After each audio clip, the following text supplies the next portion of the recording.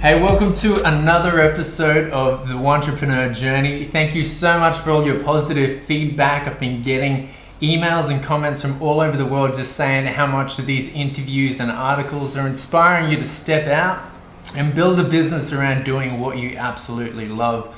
I'm so excited about our guest today, the man known as DJ Maxwell. He's got an incredible story, an incredible journey about stepping out and pursuing that passion that he's going to share.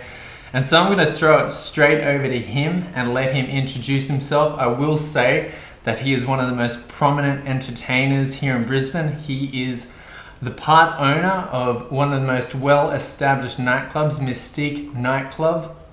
But again, I'm going to throw it straight over to DJ Maxwell and let him first tell us a little bit about yourself personally before we jump into your professional journey.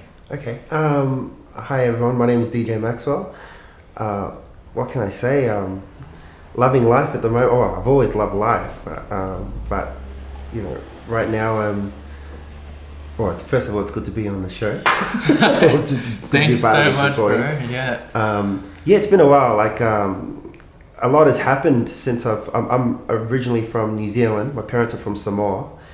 And I came here in 1996, and tell you what, a lot has happened since I've been in this country. One of the best countries in the world, I think. So, yeah. So, awesome. Did you grow up in Brisbane? I grew up in New Zealand. Okay. But yeah, like I've been in Brisbane since 1996. So I've been here for 17 years. Okay, so you went to high school here? Went to high school in New Zealand. Okay. Yeah. So I was here when I was 18. As soon as I left high school, came straight. What was the purpose of coming over? I came to be there's a girl.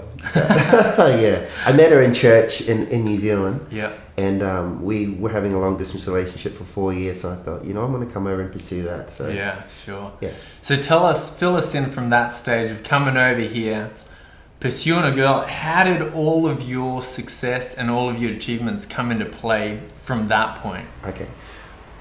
It's a funny story because I came here, the actual relationship didn't last that long. It only went for like a month because I found out other things were happening in the background that I didn't really want to find out about. And when I left New Zealand, I was talking up this place like I was going to come over here. And the funny thing is, first of all, before I left New Zealand, I was supposed to go to law school. Okay. So my dad, who's a school teacher, pushed me to go to school, and he says, look, you're going to be a uni student. I was going to be the first uni student out of my family. Wow. So I was set up to become this lawyer, and to me, I felt like that was my parents' dream. That wasn't my dream. Like, I didn't want to be stuck in school for, for another however many years it took to become a lawyer. So coming here and trying to make things work with a girl here and trying to set up something here in Brisbane so I can...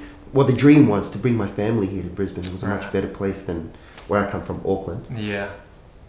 But yeah, and then finding out that relationship wasn't actually really a relationship. It was just, I don't know. It didn't work out. So the funny thing is, I was at a crossroads whether I stay here. Like, I had nothing, and I ended up living on the streets when I came to Brisbane. And it's funny because it's here in Mansfield. I'm in Carindale right now, for those of you who don't.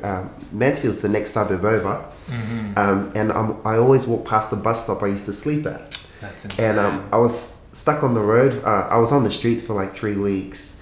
My parents were calling me, finding out, how's Australia? How's the girlfriend? And I was making up stories because I didn't want them to feel like he's gone over and he's failed. And, so...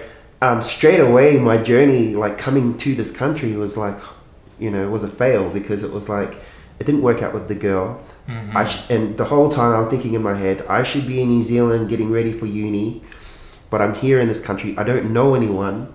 I'm not in a home. I'm pretending to be living this life, lying to my parents, saying, I've got it good, and don't worry, my girlfriend is here, and now she's busy. She can't talk on the phone, sort of thing. So.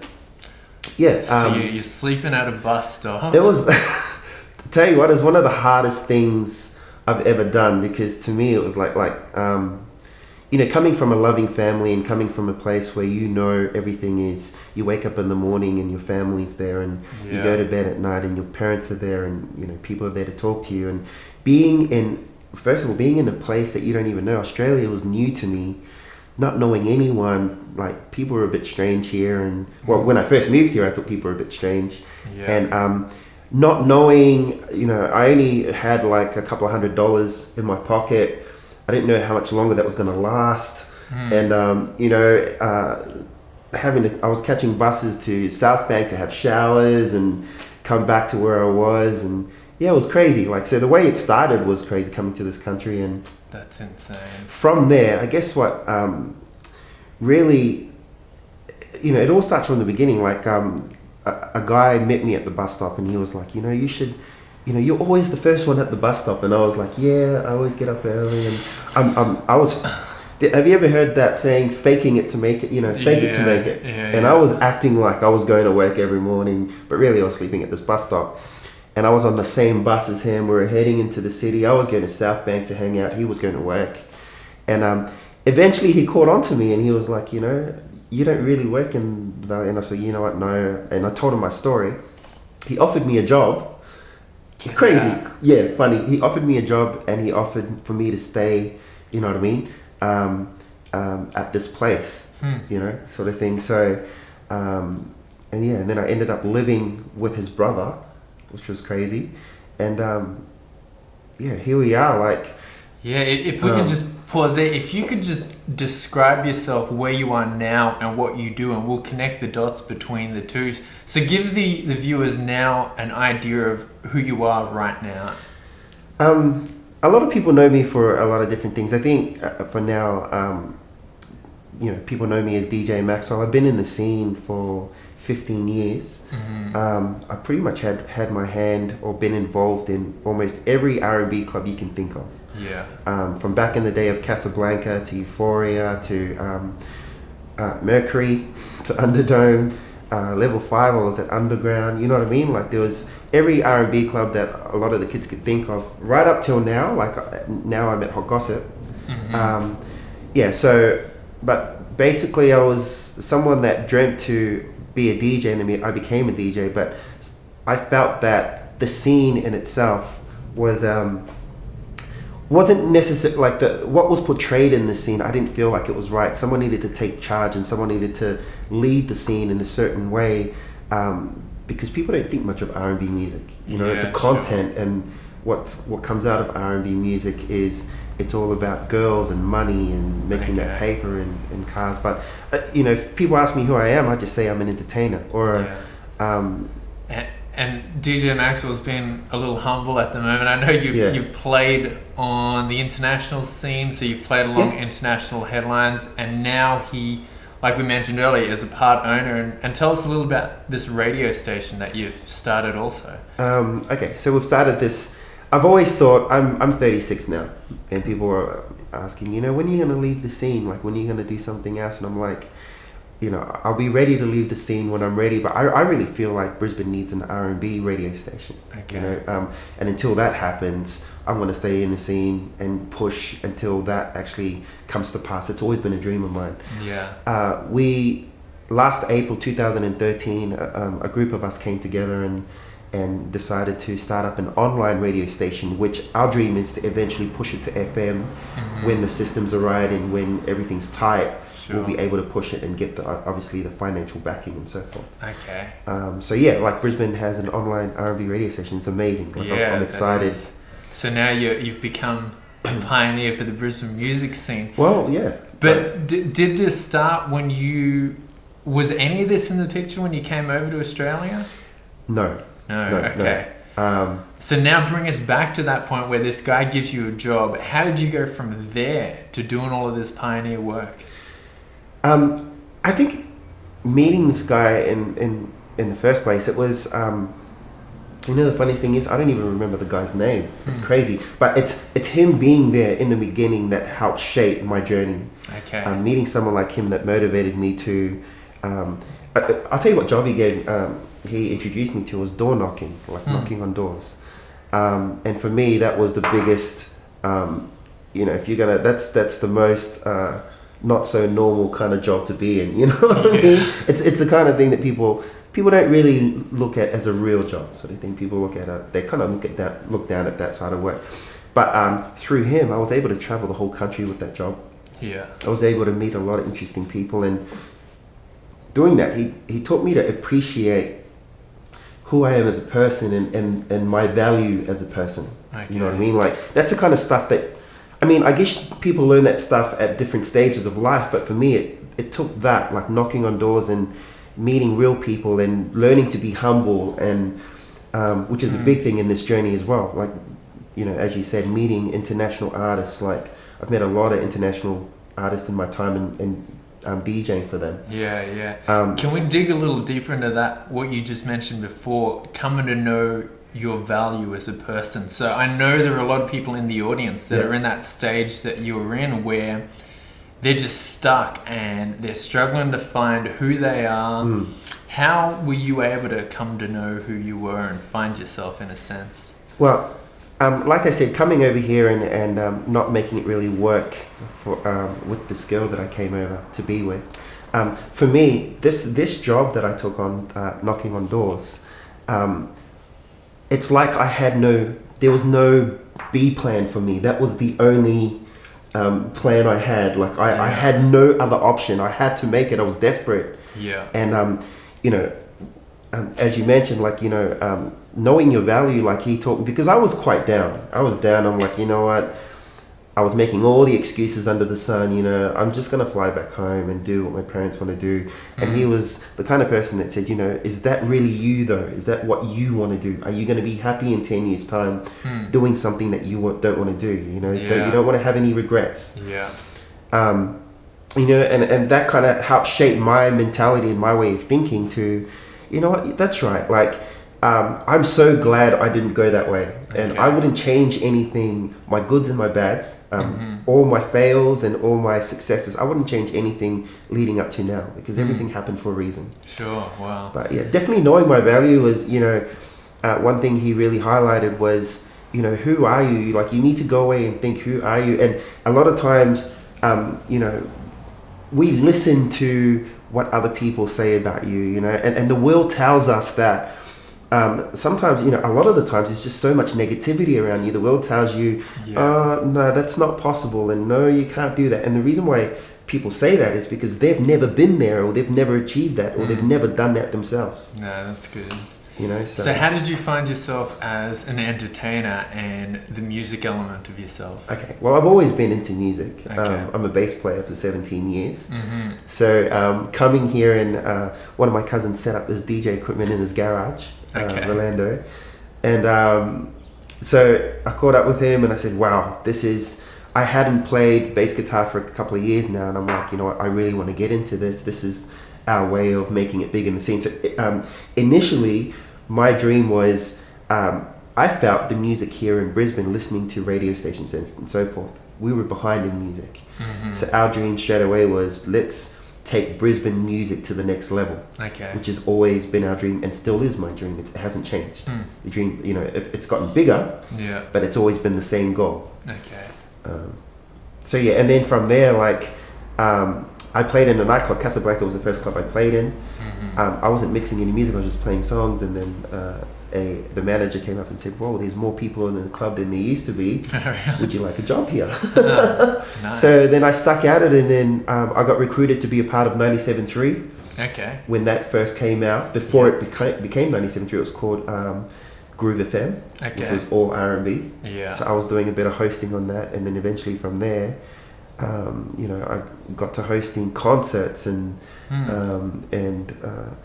being promoted for nightclubs, and then eventually owning my own nightclub. Wow, that's insane. And what's really interesting about that, and I don't know if this would be something you'd completely agree with, but a lot of people I've spoken to, in terms of figuring out your passion and your dream, they've said to look at what you're doing already, because a lot of people will try and search on the other end of the earth for what their passion and purpose is, but like yourself, you looked at what you're already doing. Would you say that's something in finding your dream?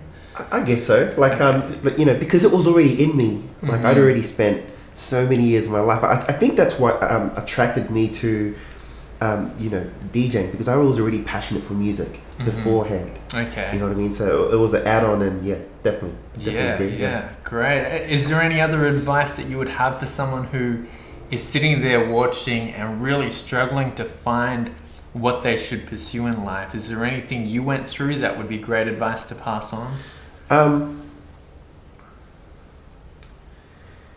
I think it's really important like that. Your motives need to be like, if you have a goal, your motives for making sure that goal comes to pass plays a big deal in making in your longevity in that sort of field that you want to be a part of. Okay. Now, for example, as I mentioned before, that we had a goal to take music to the next level. Okay. My goal has always been about the city. Like, when you do things for other people, you know, there's a big fulfillment for yourself, because it always comes back. Like, I'm a big believer. I'm a Christian boy. I'm a big believer in, you know, you do for others, it comes, you know, the whole karma thing, it comes back to you.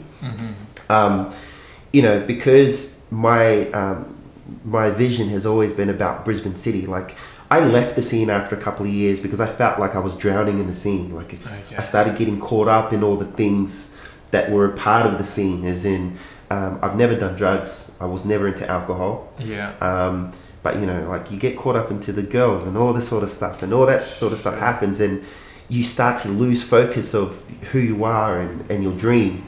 I had to leave. I had to get out of the entertainment business for 3 years to find myself again.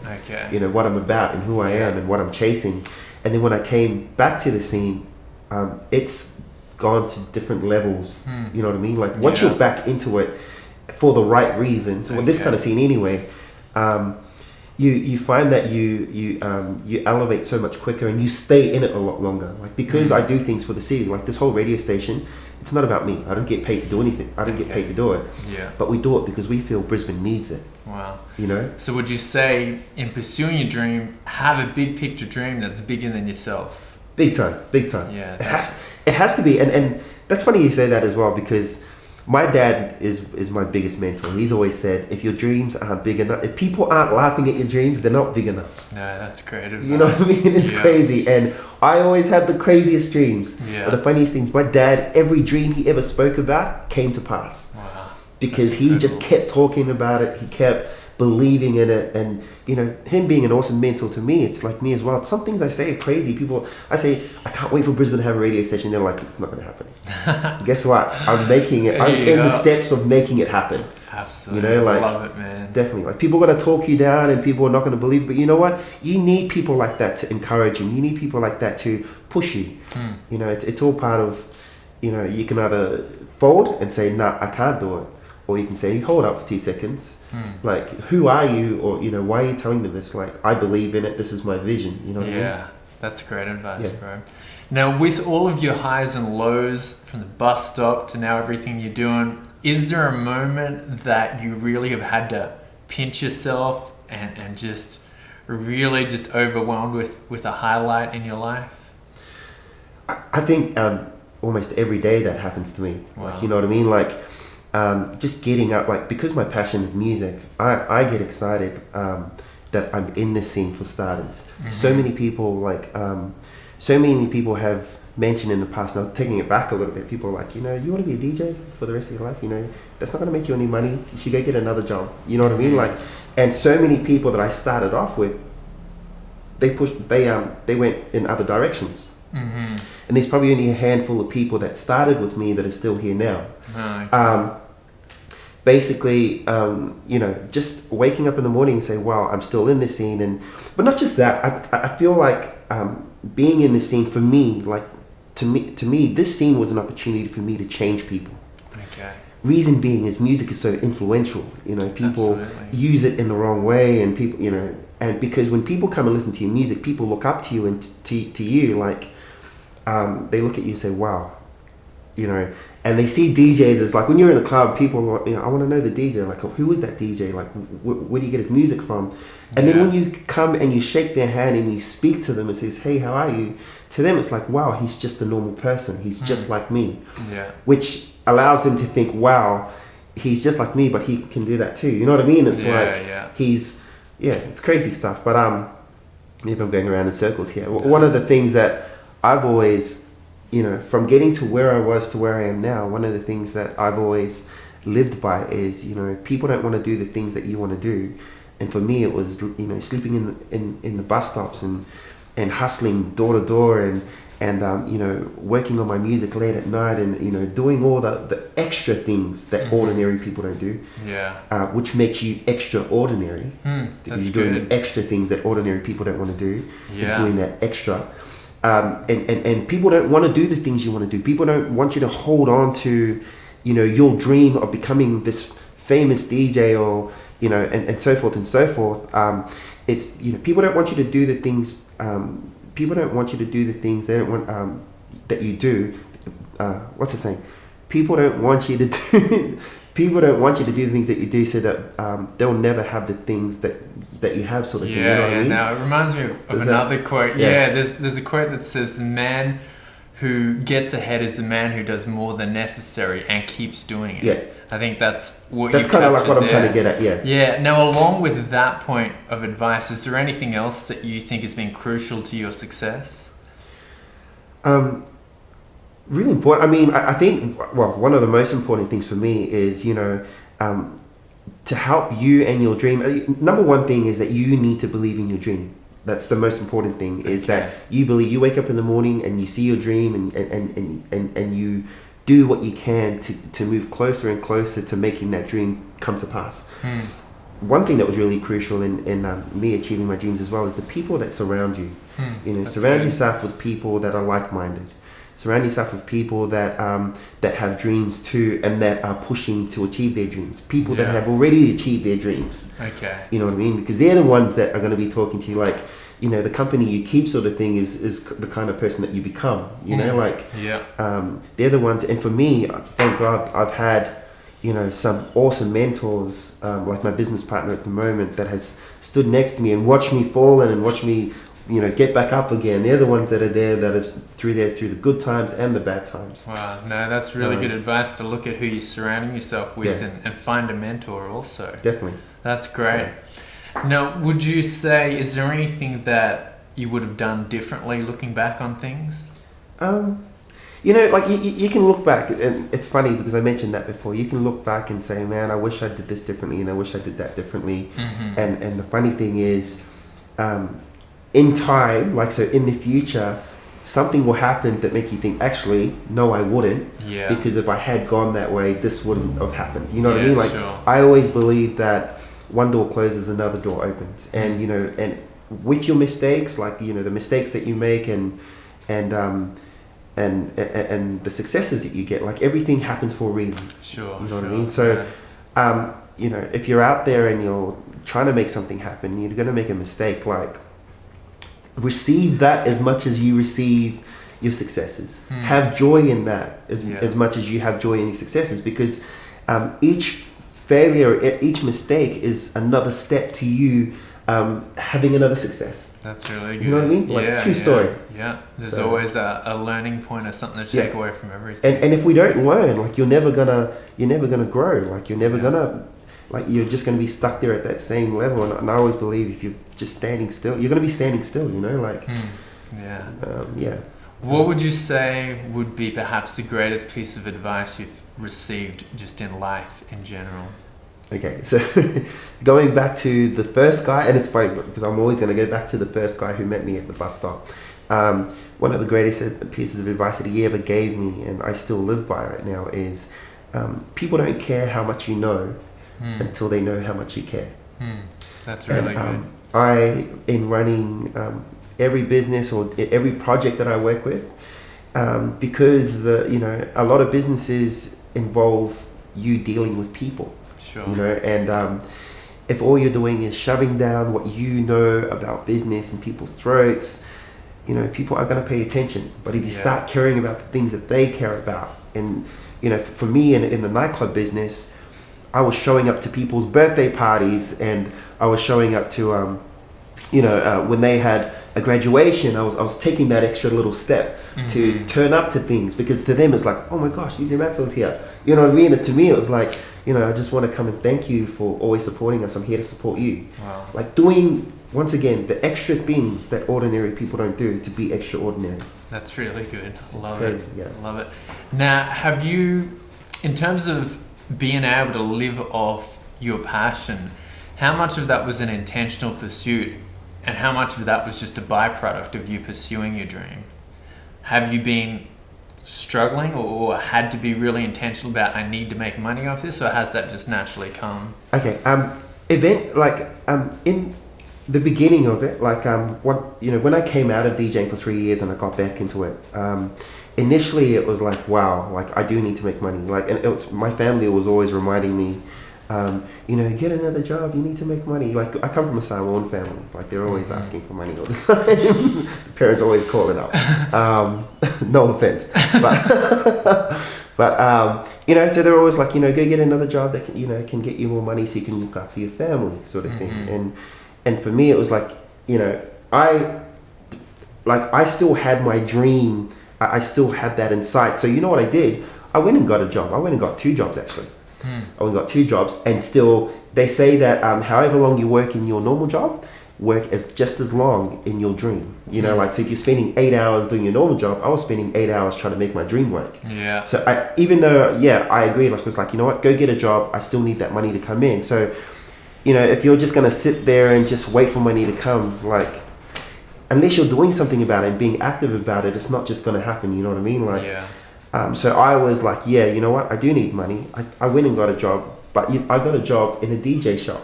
It was aligned with my dream. Yeah, there you go. And then there were nightclubs trying to, what else I did. And then that was the same time I was working at the Hilton. But I surrounded myself with people that loved music. Like, talking to people and, so I went and got the job, but still, it was kind of, still had my dream there. Yeah, that's perfect. It didn't go away. Man, that's great. Man, we really appreciate you taking time out and just sharing your journey and sharing your wisdom. But as we wrap up, I just have 3 questions that I like to ask everyone I sit down with. Yeah. The first question is, who has been the greatest influence on your life? Okay, probably God. Okay. Actually, no, not probably, definitely God. Sure. Like, God's kept me here. Yeah. Can you share an experience that would really hit that point? Yeah, I think there's a lot of times in my life where I felt like I couldn't do things. Okay. And it was him that reminded me that, my reason for being here, that it wasn't about me. Like, if everything was just about us, things wouldn't last long. But when it's about someone else or other people, and for a lot of people that don't know, like, a lot of the stuff I do now, like, I affiliate myself with charities. Like, even though I have successes in this industry, to me it's not mine to begin with. So I give back because I'm here to share that sort of stuff, like help out with fundraisers and so forth. So but like, a lot of times I wanted to give up because it's not an easy industry to be in. But now that really ties in with what you shared earlier about just having everything tie into something outside of yourself. I think that really captures that. Next question is, what would you like to be remembered for in this life? Okay, not putting myself up there, but I'd like to be remembered as someone that brought change. More than anything, more than the music, more than anything else. And the reason why I say that is, let's go back for 2 seconds. I hope we've got 2 seconds to talk about it. Okay, so I'm in a nightclub and I run a nightclub. Every person that walks into the nightclub that I work at, I don't see as just a number. I feel that every single person that goes clubbing, like, they're there for a reason. They're to party or to drown away their sorrows, or you never know who you walk into or you come in contact with, what they're going through and so forth. So you gotta, I feel myself as one of those people that you gotta look at every single person differently and take the time to stand there and appreciate that they're there, sort of thing. So definitely change, like bringing change to, if one person, and I know there's been many examples of people that have come into contact with me, like no names mentioned, that now have gone away and they're living their life differently because we've made contact. Yeah, that's really neat. So just even on an individual level, as much as the big change you want to bring, you want to bring about change on every level, on a personal level, definitely, on a Brisbane level for a city. That's great, bro. Next question, what is your definition of success? Success is like, oh man, it's so hard to you know, if you've, it's hard to say because, you know, when you've achieved your goal sort of thing, there's always you climb the top of that mountain, there's always a higher mountain. And you climb the top of that mountain, there's always a higher mountain. Yeah. So for me, I guess it's, once again, success to me is like, you know, I could do all these things that I'm doing and playing with all of these international artists and having a hand in all these clubs and so forth. Yeah, that's cool. But success to me is, you know, if someone else's life benefits from what I'm doing, if someone else is living better off from what I'm doing, well, to me, that's success. Like, everyone has a different definition of success. Like, people will say, you know, if you're making more money than you can spend, then that's success. Or people will say, you know, but, you know, and so in a way that's kind of true, because we don't have to worry about money. But to me, it's if someone else doesn't have to worry about dinner that night, or someone else, you know, putting a smile on someone else's face, and that all your hard work and all your achievements has helped change someone else's life. To me, that's my definition of success. Perfect. Love it. Now, can you share with our viewers, for anyone who is seeking maybe advice on how to engage in the music industry, can you share some ways to get in touch with you? What's the best way someone can reach you? Definitely. You can definitely contact me, text me actually, or call me 0433 490 208. Hit me up on my Facebook, which is DJ Maxwell, which is Maxwell Mystique. That's my private page. So just hit me up on that page. Yeah, we'll have links to all of DJ Maxwell's contacts in the show notes, so be sure to check out the show notes. Do you have any final words for our viewers at all, DJ Maxwell? I think I'm said it all. Otherwise, you know, it was really good to be part of this interview. And yeah, if you're out there and you're dreaming and you're thinking about it, you know, you can only think about it for so long. Sometimes you just got to start acting on it. You know, like start now, do it now. Love it. Sort of thing. Love it. DJ Maxwell, thank you so much for your time, man. Thank you.